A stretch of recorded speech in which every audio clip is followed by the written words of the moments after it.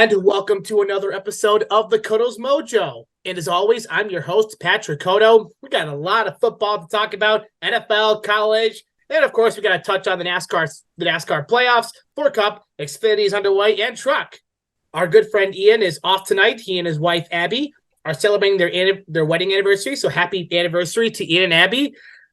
Our new guest on tonight. You guys know him. You've seen him before. It's our friend, Dalton Good. Dalton, welcome back to the Koto's Mojo. How are you doing? Good luck, my last name, buddy. Been a long time. Thanks for having me back on.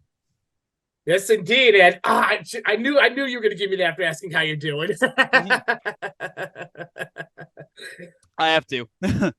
It's a Dalton Good tradition. So anyway, Dalton, so obviously today we're going to touch on, NFL football, NCAA, and the NASCAR playoffs. So we'll just get right into the NFL, and we'll start off with Thursday's game between the Lions and Chiefs. Holy shit, the Lions came in with a statement. Sure, the Chiefs did not have Travis Kelce, but Mahomes was still putting those passes on the spot since that his receivers couldn't catch him to save their lives. Yeah, that was a wild game. Going into that game, I knew that Detroit was actually going to put up a fight, but I really didn't think they were going to be able to. I really didn't think they were going to be able to pull off the win, but I'll be damned. They actually pulled it off. But yeah, Kadarius Toney, you got to catch those balls, dude. Kadarius Toney, Sky Moore, especially that 4th and long too. That could have been caught. That should have been caught on 4th down. Yeah, man. You for Kansas City, you got to make those passes. Nothing Mahomes did wrong. I mean, I don't think it should matter if Kelce's out or not. I mean, you still got to make those plays. Yes. That's the thing. I agree too. And if Sky Moore makes that 4th down catch, the drive is still going for the Chiefs. I swear, when you're playing Patrick Mahomes, it ain't over until it's over. Right. And I got very concerned when Detroit went for it on a 4th down on their own end of the field. But wasn't it a fake punt? that was early in the game. I was talking about in the closing minutes. Right. Yes. But Chiefs got a bag with the closing minutes. They still couldn't catch the passes, and that was the end of it right there. But hey, I mean, congrats to Detroit. I mean, I'm kind of a part Detroit fan, with Hendon Hooker getting drafted there. Hopefully he gets some playing time there sooner or later. I'll have to buy a jersey. But I mean, Detroit, they've been struggling for years and years and years, and it's kind of I know you're a Bears fan, but it's kind of good to see teams like Detroit who haven't been really all that great past couple decades having a good start so far. So, well, as a Bears fan, Dalton, Detroit is honestly a team I don't mind. I mean, they're no Green Bay or overrated Minnesota. You like you said about Detroit, they've been going through some serious hell. Even when they had Stafford and Megatron, they went through hell. I like Dan Campbell in Detroit. He's an aggressive son of a bitch. He's going to have those players play aggressive. And my God, those guys play aggressive. Stealing one in Arrowhead. Oh my God. I was happy to see that. Yeah, I was happy to see it too. Hell of a game to start the season, by the way. Absolutely. And we had lots of good games happen this week. Speaking of the Bears, Dalton, I was expecting a lot better, but nope. Oh my God. See, if they lost 23-20, 27-20, okay, that's fine. 38-20, well, the score was technically 38-14, and the Bears scored in garbage time. Ugh. Bad start in the Windy City. Oh my God, especially what we went through in the offseason. Yeah, so I didn't really watch this game. I was watching the Kansas race. Yeah. But I did catch the end of it just to see the score was, and same old Bears, I guess. Let me ask you a question though, because you know a lot more than me. How did the offensive line perform for Chicago? And this is one of the biggest weaknesses for the Bears, the offensive line. I mean, yes, I know you're leaning towards Darnell Wright, but no, they played terrible. A lot of people are saying Fields isn't that good or he's not hitting his targets. The reason why he's not hitting his targets is because he has less time. His offensive line keeps getting blown up, and that's why you see Fields running all over the place. People are blowing assignments. One of the plays, Fields was likely going to roll out. No, in comes a Packer defender and boom, sacks him. And the play calling was terrible. screens. Weingart's fucking throwing passes to Deontay Foreman. Like, he should not be catching passes. And then, of course, your old homeboy, DJ Moore, didn't even get targeted that much. Yeah, I just don't get why I didn't hear his name that much. Yeah, it's very disappointing, too, because I thought maybe the Bears had a shot this year, with Aaron Rodgers being gone. I wasn't really predicting a win of some sorts, but it's just you got to perform a lot better. I expected them to perform a lot better this year than they did last year. And so didn't we all? Yeah, they're not off to a good start. I'm kind of disappointed to hear that the offensive line is still struggling. And also, same thing as DJ Moore, not getting really anything from yesterday's game, too. And DJ Moore, he didn't even do anything wrong. He just didn't get his catches. And we've seen what he's done when he gets those catches. You saw what he did in Carolina. When I first heard he was getting the NFL, I actually liked DJ Moore, and I saw him, and I'm like, oh, wow, he's really good. It's just that, the Bears didn't give him the ball that much. And the offensive line is always the main issue. But it also came down to some of the play calling, too. Luke Getsy, I'm not sold on him. Like, you look, and Fields isn't even throwing downfield. Like, can you let Fields throw deep ones? Seriously, you have Darnell Mooney, who can make big catches. You got a tight end who you're keeping for a while, Cole Kmet. I'm sure DJ Moore can catch a pass in double coverage. For fuck's sakes, put one up and just be comfortable. That was not the case on Sunday. Yeah, I hate to hear that. Can we have DJ Moore back then? Nah, I don't know, man. I don't know. We can't give you DJ Moore back. But as they always say, it's week one, but this was a gut punch. Yeah, I mean, week one, there's going to be a lot of overreactions probably. I don't really think this is going to, define the Bears season. I don't think so. I mean, there's still lots of time to improve. Well, the other thing too, Dalton, and you would likely agree with me on this, they made a lot of changes in the offseason. They fixed up the defense, getting Tremaine Edmonds, TJ Edwards. That was really the first time those guys got some valuable playing time in Chicago, because in the preseason, not many guys played. It's his first time DJ Moore getting his shot, Darnell Wright getting adjusted. Obviously, they weren't ready for a good Green Bay Packers team. The Packers still have key spots. They've got a good defensive line. Jordan Love, we made him look like a god. And yeah, if you leave receivers open, Eddie Jackson, you leave receivers open, 6 points. Yeah, and also, back to the the offseason moves that y'all made. Obviously it all got started with Carolina and Chicago making a deal for the number one pick. We gave you DJ Moore for the number one draft pick. Of course, we drafted Bryce Young. So my biggest question mark, going into the season was who was going to benefit from this move. Were the Bears going to benefit from, getting DJ Moore and a whole bunch of other picks, or were Carolina going to get the benefit for drafting Bryce Young, getting their quarterback, and going on from there? Well, right now it's hard to tell, obviously. Again, it's only week one, but really hard to tell. Maybe we'll see where things go, during the season. And then, it's a toss-up on that part. I mean, we'll see down the road. But I'll tell you one team who doesn't have a good benefit. The Packers and the Jets. So I watched the Jets game last night during the Lefter Cole podcast, and I saw that ending, by the way. Dude, well, there's that, and then not even a minute into his Jets career, Rodgers gets hurt, done for the season. So, yeah, no Aaron Rodgers this season. 75 seconds.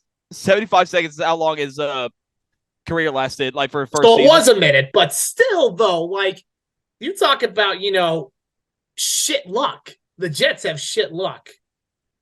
I really hate that for Aaron Rodgers. I know, you Bears fans are not really the biggest fan of his, but, it's just very unfortunate to see him get injured that early in the season. I've never seen anything like that. Just, not even 5 drives into your first game with a brand new team. A lot of high expectations were coming into this team, and now you don't have Aaron Rodgers anymore. Exactly. like, and usually when Rodgers, because there's times where he gets blasted and stuff, he gets up and, keeps playing. Apparently, his Achilles got to him and he's out for the season. And of course, the Jets special teams saved their asses on Monday night. But the Jets, they're not too bad. Obviously, they're looking for a quarterback. And hopefully the MILF man could do something. Talk about having some good luck. MILF man's been a lucky son of a bitch in the Big Apple. Yeah. Also, another thing, Josh Allen with 3-4 turnovers. That did not look like your normal Bills team last night. 3 to 4 turnovers is definitely going to lose you ball games.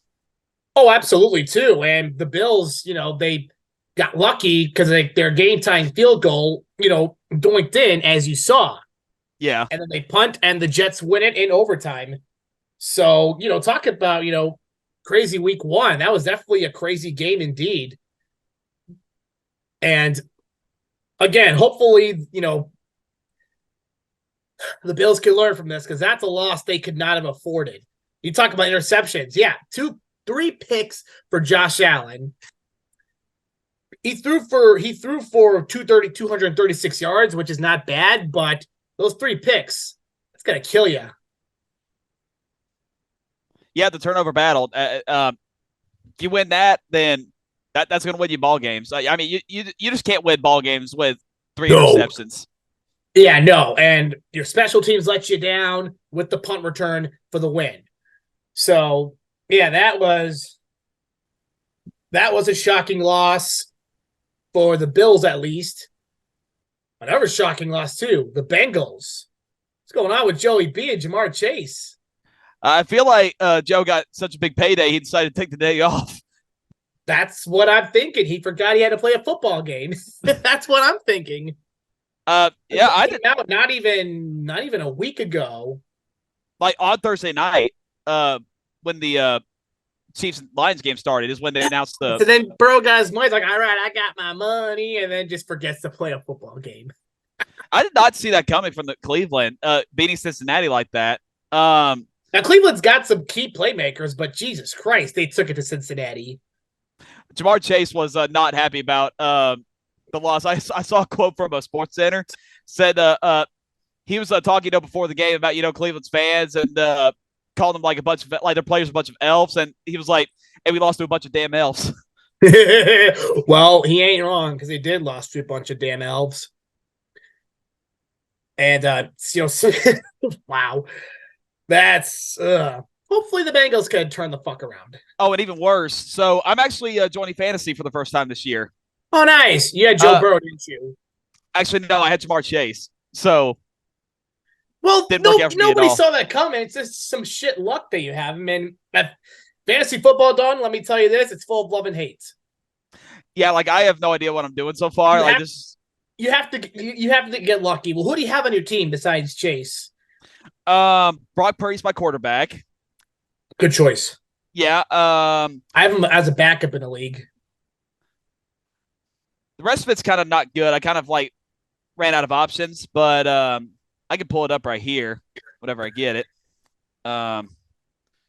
Fantasy's full of love and hate too, so it's okay. My first year in fantasy, my team is okay. All right, so let's go to my. Yep. Okay, so I have Brock Purdy for my quarterback. All right. DeAndre Swift for running back. Not bad.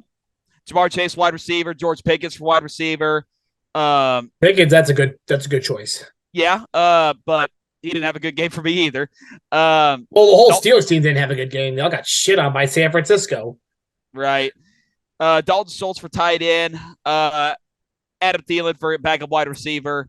Not bad. Matt Gay for the kicker for Indianapolis. Who's your defense? Eagles. Well, that's not bad. Okay, that's not a bad fantasy team. I mean, it just matters how your team performs and stuff. By looking at it, it looks like the Eagles defense got me the most points from week one. Yeah, I was going to say, with that lineup, I feel like, yeah, that defense did give you that many points. But, Once you get the hang of fantasy, you got this. If you ever need any fantasy advice, Dalton, I can help you. Maybe next year when I figure out like everything and know how to play, then I'll definitely. You should have told me this year, man. I could have helped you out. Yeah, I forgot about that. I've been doing fantasy football for 10 years. I could have helped you out. Yeah, it's our left turn cult fantasy. Like they did it last year, but I didn't join. I joined this year. So next time I can help you out. All right, please, I got you. Well, speaking of players, Bryce Young made his NFL debut. Panthers lost 24-10. Let's be real, Dalton. These rookies, nobody is going to expect them to shine right away. Growing pains for Bryce Young. Bijan Robinson, though. Did you see his first touchdown? Oh, my God. Holy shit. That son of a bitch is tough to tackle. Yeah, so I kept up with the Panthers game, too. Unfortunately, I couldn't get to hear my local station. But I did watch the highlights after, and I looked at the tweets. I looked at my Panthers app to see what was going on, kept up with the stats. Yeah, I 100% agree with you. Like you said, this is a whole new Panthers team, going into this year. Brand new head coach and Frank Reich. New offense, a lot of new for the Panthers. So new offensive coordinator, new defensive coordinator, new quarterback, new wide receivers. So I wasn't really expecting them to, out of the gate, start winning. I mean, right. I would say Bryce Young played terrible, to be honest with you, by looking at it. I mean, the 2 interceptions, you got to clean that up. But, I mean, rookie mistakes, you definitely expect that. But, I mean, I have it right here, 20 for 38, 146 yards, 1 touchdown, 2 interceptions, compared to Desmond Ridder for 15 through 18, 150 yards. I forgot he's playing. And 1 touchdown. But I don't think that's too terrible, to be honest with you. But it also doesn't help, too, that division's a complete mess. Yeah, but unfortunately, the other 3 aren't 1-0, and we're 0-1, so that's not. Yeah, I know. Well, the Bucs snuck past Minnesota with Baker Mayfield and his 2 1,000-yard receivers. The Saints got by Tennessee thanks to Tannehill's shit performance. The Titans are in for a rough season this year. Yeah, I won't be surprised, too, if they really want to blow it up. I honestly won't be surprised if they do something with Derrick Henry. I can probably see that too, but Tannehill ain't it anymore. I mean, he was a couple years ago, but this year I feel like you're gonna have to move on at some point. Yeah, we were fooled pretty badly after the 2020 Titans season. Well, actually, no, after the 2021 season, because the 2021, the Titans were the number 1 seed in the AFC and lost to fucking Cincinnati in the divisional round. Last year they choke it away, so. And then, of course, Tennessee's in a QB mess right now. I mean, you got a guy who loves putting mayonnaise in his coffee. I hope he never starts again. I mean, honestly, I don't think it's going to make a difference. Malik Willis might be your best bet out of the 3, but you hope so. Yeah. Could have had Josh Dobbs if he would have kept him. Just saying. Well, I mean, again, it's week 1. There's a lot of growing pains for everyone. Overreactions too. There's that too. Except for Bears fans, we have every right to overreact because New Year, same shit. Like you say for Kyle Busch. Not this year, obviously, but in past years. Right. Yes. But it's good to have football back, Dalton. Yeah, I'm excited for it too. I'm not really the biggest NFL fan when it compared to college football. I mean, I love me some NFL, but it's that time of year, man. We get college football back. We got NFL on Sundays. Not that right. Yep. Exactly. And then we got the NASCAR playoffs for a little bit till November. Yes, sir. Which we will touch on that shortly after college football. But first, let's wrap up our NFL talk with our week 2 picks. Our lock, upset, and third winner. Dalton, I will go first as you pull things up. My lock this week, I'm going to take the Bills. I'm going to take the Bills to bounce back this week. My upset, you're going to love this. The Jets over those Cowgirls. Whoa. I know. That's bold. They are 8-point underdogs this week, according to ESPN. So I'm going to, ride with the Jets to build off that win, that week 1 win. And my third winner, I'm going to take Cincinnati. They'll bounce back this week. I actually want to start with upset. Give me Arizona. Give me Arizona over New York Giants. I love that. And who's their starting quarterback for the Cardinals? Josh Dobbs, please give that man a permanent starting job. Um, Yes. Now for I guess my main pick. Let's see.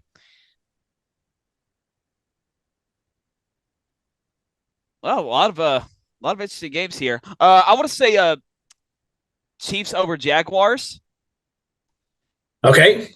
and what was the other one? Third winner.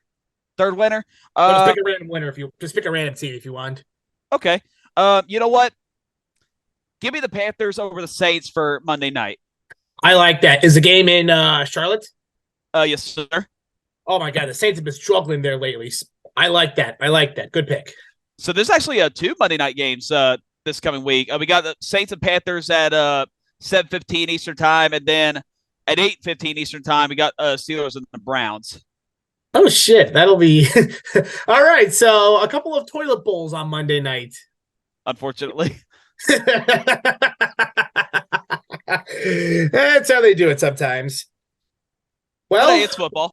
Exactly. I'll still watch it, even if it's two of the worst teams ever. I'll still watch it. Speaking of football, Dalton, let's jump on over to college football. And Yes, let me start off by saying that Deion Sanders is much needed for college football right now. I was expecting this Deion Sanders led Colorado's team to be an absolute joke, to be honest with you. It kind of gave me, Urban Meyer and Jacksonville Jaguars vibes, kind of. I just thought it was just going to be like a big gimmick. I feel like it might still be too early to tell, but as of right now, I'm kind of eating crow a little bit. The upset against I think many of us college football fans are, to be quite honest. I had my doubts for Deion, thinking we'll see how this goes, and then their offense just blows it up. Again, it's early, but I like the start they're off to. I mean, the upset against TCU was definitely a wake up call, kind of, for me. Nebraska, I'm not really that excited as a Nebraska over. fan. I saw that coming. It's gonna be a while for the Huskers to get back into it because again, new head coach, a lot of new players. So I'm not surprised about that outcome.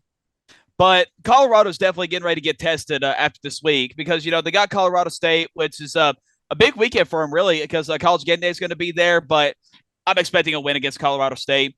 But after that, you go on the road to play Oregon, play USC, on the road at Arizona State. So you got a very tough stretch of 3 games coming up after Colorado State. So, well, as they always say, one game at a time, and like in Oregon is obviously that big test for the Buffs, especially on the road too. Autzen Stadium at Oregon is no joke. And you, Dalton, Oregon is your second favorite team. So I know that week you're going to be rooting for the Ducks. Part Duck fan, yeah. And again, USC too. You get them at home, but still, I still think they're a much better team than them. But that's going to be a interesting one shootout. for sure. Yeah. I was going to say the city of Boulder is going to be rocking when USC comes to town. Oh my god. Oh yeah. And then you being a Tennessee Vols fan, they're off to a 2-0 start. Got little scary against Austin Peay, but you guys still won. Now you guys got Florida coming up. Happy Florida Hate Week. Oh, dude, fuck them Gators, bro. Yeah, so I was actually at the Austin Peay game last week. I've been to Tennessee's 2 games so far this year. I drove 45 minutes to Nissan Stadium to watch them play Virginia, and I ended up getting tickets the last minute to go watch them play Austin Peay last week. Hell yeah. So talk about the Florida game real quick. At the beginning of the season, for me, I thought Tennessee was going to beat Florida in the swamp by 40 points because Florida honestly has not looked good. Offseason struggles. You got people already decommitting from the program, entering the transfer portal after week 1. And Billy Napier I don't think is fit for the SEC for Florida. Oh. But after the Austin Peay game, I'm definitely a little bit concerned. The offense, and listen, I know that this year's offense wasn't going to be anywhere near as good as last year's with Hendon Hooker and Jalen Hyatt and Cedric Tillman gone. I just needed Joe Milton and the other wide receivers to be just good enough to win football games. But as of right now, they just seem off sync, like in both games. Now, Virginia and Austin Peay, I mean, they're one of the worst teams in the country. So, I mean, the play call's been kind of, I would say, a little bit conservative. But at the same time, you don't really need to open up much for those two teams. But Right. Joe Milton just, I don't know what happened to him. Like, I was looking for Orange Bowl Joe Milton, but it's back to his old self now. Like, he's overthrowing his receivers, but also it's not his fault too. At the Austin P game, the wide receivers did not make the plays. There were a lot of easy drops, and I just feel like that kind of affects with him mentally. And then they got to switch to the run game, and that just kind of makes it a little bit difficult. So just a little bit concerned right now with the offensive side of the ball. Well, Austin P is also FCS as well, so which I can understand why you'd also be concerned, because you would have likely destroyed Austin P, because I remember the week before they played my alma mater, Southern Illinois, and SIU crushed them 42-16. So I'm like, the way our offense played, Tennessee's gonna spank these bozos. Not really. They didn't quite spank them as much as I thought. Now, kind of a little bit disappointed. I will say this too: the defense has actually took a step up this year. That's good. Defensive line and linebacker position has been really stout. My biggest concern with the defensive side of the ball for Tennessee was the defensive backs, because they gave up a lot of passing yards last year to even bad team, like even worse teams than Austin P or Virginia. This year they haven't really given up all that much, to be honest with you. When they played Virginia, they only gave up 2 plays of 20 yards or more. That's good. Austin P, they didn't really give up that much either. So they're improving, I guess. But again, big test this weekend down in Gainesville. Never easy winning there. No, absolutely. Yeah, so actually Tennessee has not won in the swamp since 2003. Shit. So, 20 years. That's a big test for Tennessee coming up. I mean, so 7 o'clock game, ESPN, prime time, not ideal on the road, but this is definitely a must-win game for Tennessee, because when you look at the Florida and Tennessee rivalry, both teams, they play early in the season. They call it the fourth Saturday of September. And really, whoever wins this game every year ends up having the better season. Like Tennessee last year, they beat Florida. They went 10-2, won the Orange Bowl. Florida went 6-7, lost their bowl game to Oregon State. That's really how it goes every single year. So, Tennessee, the goal for Tennessee really is to get out of September 5-0. And this is probably the biggest test. If you could just get out of the swamp, beat Florida, I think you're going to be in good shape for the rest of the season. But I hope we just got our bad game out the way at Austin P last week. Right. And yeah, but one thing I do like, though, about this Tennessee team, I like the leadership, because they actually held a players-only team meeting on Sunday, talking about struggles against Austin P. And Joe Milton, even though, like I said, it wasn't really all of his fault, but he took full responsibility to all his teammates. And he told him, okay, let's have a good week of practice. Let's stay focused. Let's make sure we win this game. So I really like hearing that from the team, but very nervous about it. Yeah, absolutely. So we'll see how it goes this Saturday. Well, the other thing too, Dalton, FBS teams, they always struggle against the FCS schools, because they take those teams lightly. I swear to God, they take those teams lightly. Yeah, I mean, you're gonna have that. I mean, Georgia had it with Kent State last year. I remember that. Could be a good chance, like I said, it could be just, looking ahead to Florida. They don't want to open up the playbook. I mean, and again, they don't have to, but still, though, I mean, you just got to play a lot better than that. It doesn't really give you all the confidence in the world, but I feel like this year might be a little bit different, because Tennessee, they finally got good last year, and because for a long time they had no confidence going into big games like that. But after the Pittsburgh game last year, during Ian's wedding, they beat Pittsburgh in overtime, and I feel like after that game they finally gained some confidence, heading into games like Florida, Alabama, Georgia, teams like that. So they're definitely going to go into the swamp this weekend with a lot of confidence. But still, you got to get the job done, and the offense, I don't know how they're going to do it, but got to get in sync this weekend if you want to win the game.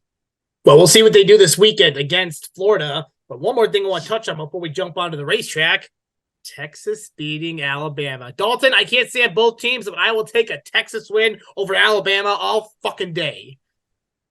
Yeah, dude, I was so happy to see that. It feels like every time I go to a game in Neyland, Alabama struggles. Like, I remember I went to watch them play Vanderbilt a couple years ago, and Auburn beat them in the Iron Bowl. Um, so, yeah, I don't know what it is, but You need to go to more games in Knoxville is what it sounds like. absolutely. Just like Al- Ian and I need to go more races to see Kyle Busch win. yeah. Alabama, God, too. um, I don't think this is going to be that good of a year for them, honestly. Their quarterback sucks. I figured that out last year when Bryce Young got hurt for a little bit and Jalen Milroe went in. He really struggled, against the games he played. There was a chance he could have started Tennessee game last year. I remember that. And if he would have started against Tennessee, Tennessee would have beat him a lot more than just a field goal. I guarantee you that. Well, Bama would not have hit 49 points.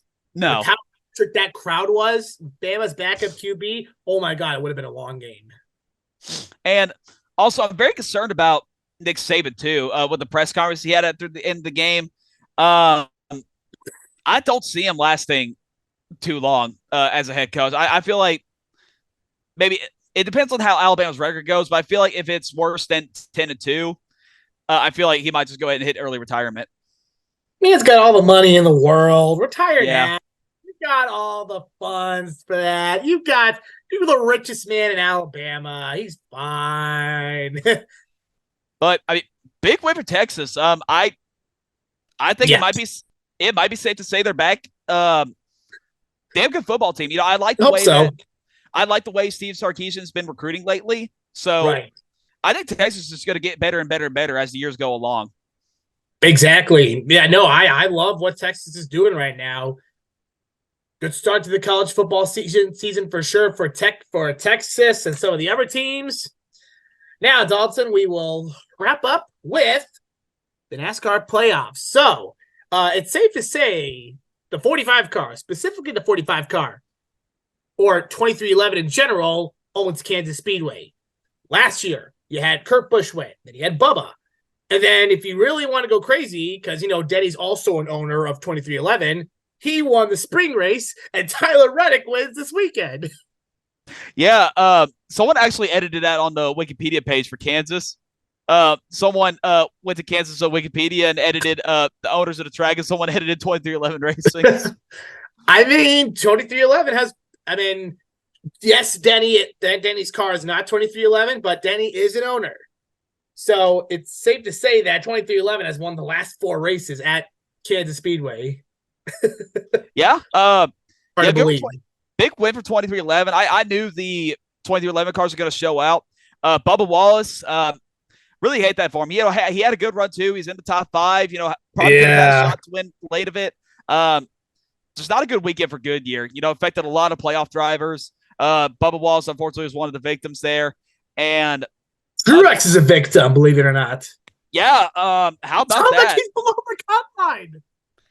The point leader, the regular season champion, who got 15 bonus points on the verge of getting eliminated this weekend at Bristol. And I was also surprised to hear this. But during the broadcast, after Truex got taken out, going into Bristol is not his best track. He has not had a top 5 there since 2012. That's not good for Truex. And only 4 top 10s in his whole career there. That's a big race in general for drivers like Truex, Bubba, Reckhouse, and McDowell. Well, McDowell and Reckhouse are, they're behind. Bubba's negative 19. So, 19 points. I think that's going to be tough to recover, just by gaining points. I feel like 19, you're probably going to have to win. Stenhouse, yeah. I do have it going out in the round of this round too, but I have him out too, and McDowell. But however, he is actually pretty good at Bristol. He usually runs top 5 there, but do I see him winning it? No. I would also say Michael McDowell's out too. Martin Truex Jr., I feel like he might escape barely, and another playoff driver gets eliminated, and I think it's going to be a big name. I'm going to narrow it down between Joey Logano and Ross Chastain because I just feel like those two have not had the speed. I feel like Ross Chastain could easily get knocked out this weekend. And that's who I'm predicting for the 4th guy. And you don't like, and I know you're not a big Joey. I know you hate Joey Logano. Everybody knows why you hate Joey Logano, but I don't think he's getting knocked out this weekend. Yeah, he'll probably find a way to squeak out of this round too. But Joey Logano, he finds a way for anything, which is a surprising thing. Yeah, it pisses me off. You wish some of our drivers, like your driver Kyle Busch, my driver Chase Elliott, who's out of the playoffs and has more beef with Larson. Yes, I saw what happened. You wish our drivers could, pull sneaky moves. So far, it's Joey and Ian's boy Harvick, who's hanging up the helmet after the season. Yeah, I feel like it might be a battle between like Ross and Joey for the elimination spot. If I had to pick another surprise too, I could probably see Christopher Bell. I'm just not really impressed with the way that teams performed the first two races. Another thing that's embarrassing about that, they made the deal with the Picker swap with Ty Gibbs, whose Picker had the fastest pit stops all season long. They set a record back in the All-Star race, and 2 races in, and they're terrible. They've gotten 2 races in a row. Christopher Bell, really bad pit stops. They did that all day at Darlington, and they did it again at Kansas. And if you make one mistake on pit road at Bristol, that could really screw you over too because of how short the lap times are. So I wouldn't be surprised if he got knocked out too. Well, it's Bristol, baby. It's Bristol week. We're excited for Bristol. Got the truck, Xfinity, and Cup. Who do you see coming in victory lane for all those 3? Let's see. For trucks, I'm probably going to go with Nick Sanchez. Xfinity, I'm going to go with Tennessee boy Josh Berry. And yes, oh my God, I've been wanting him to win for a while. I feel like he's due before the year's out. And for the Cup race, I'm going to go with Denny Hamlin.